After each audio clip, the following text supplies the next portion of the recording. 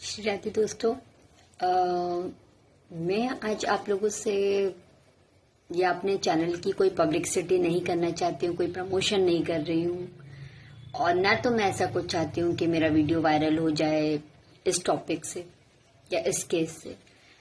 मैं सिर्फ अपनी फीलिंग्स जो मैं फील कर रही हूँ इस केस को पढ़ने के बाद, सिर्फ वो आप लोगों के साथ आज शेयर करने आई हूँ अपने चैनल पर, जो कि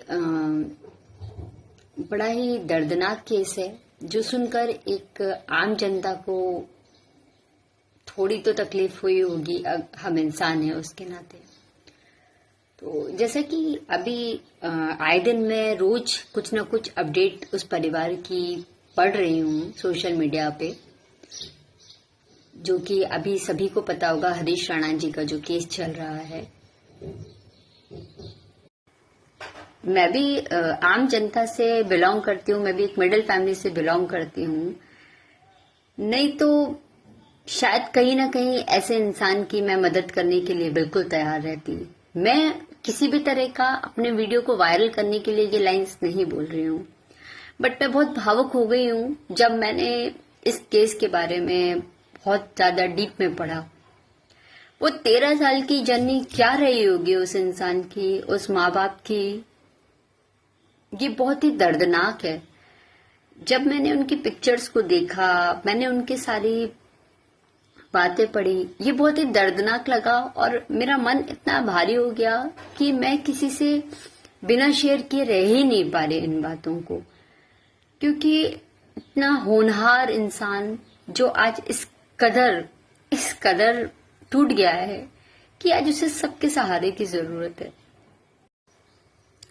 ये केस जो कि हरियाणा के हरीश राणा जी का है, जो किसी के भाई हैं, किसी के बेटे हैं, और इंसान की तकलीफ इस कदर बढ़ गई है कि आप सोचिए गाइस कि वो 13 सालों से इंसान अपने ही घर में एक जिंदा लाश की तरह कैद है।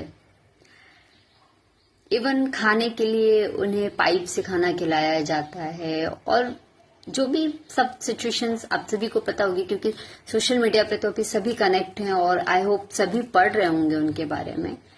पर मैं अपनी फीलिंग्स आज आप लोग के सामने थोड़ी सी व्यक्त करने आई हूँ, क्योंकि मैं भी एक यूट्यूबर हूँ। तो ये सुनकर बड़ा ही बुरा लग रहा है कि आज एक नॉर्मल इंसान, अच्छा खासा चलता फिरता खेलता कूदता इंसान, इस कदर,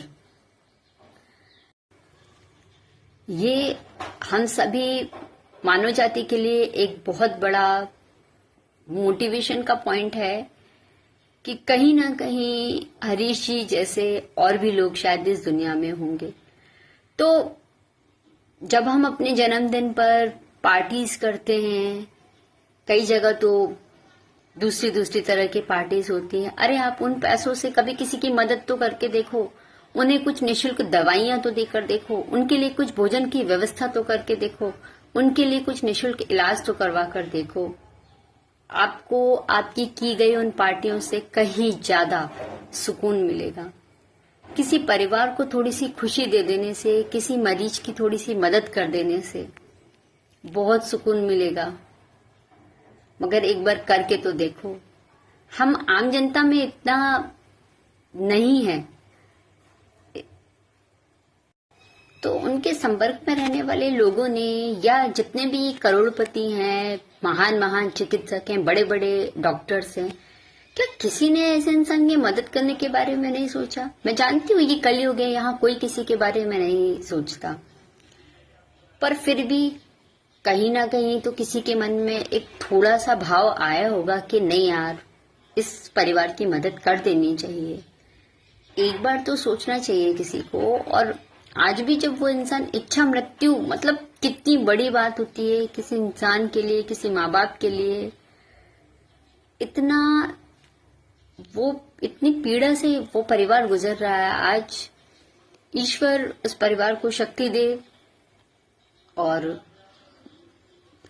उस इंसान को जिसकी अब कुछ समय बाद ही बस सब खत्म होने वाला है, वो अब ईश्वर के पास साक्षात चले जाएं।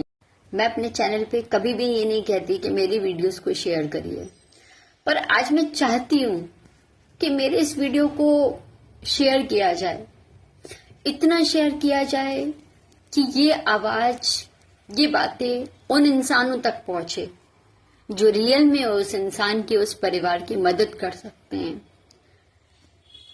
जो सचमुच में किसी की खुशियों को शायद वापस कर सकते हैं, उनके दुखों को कम कर सकते हैं, उनके परिवार की कुछ आर्थिक सहायता कर सकते हैं। तो प्लीज जो लोग भी उनकी मदद कर सकते हैं उनकी मदद कीजिए, क्योंकि मैं भी उन आम जनता में से हूं जो नॉर्मल फैमिली, मिडिल फैमिली से बिलोंग करने वाली हूं। मैं उस हद तक नहीं जा सकती, पर जो भी उनकी मदद कर सकते हैं, मेरा उनसे सभी से निवेदन है, प्लीज उनकी मदद करिए।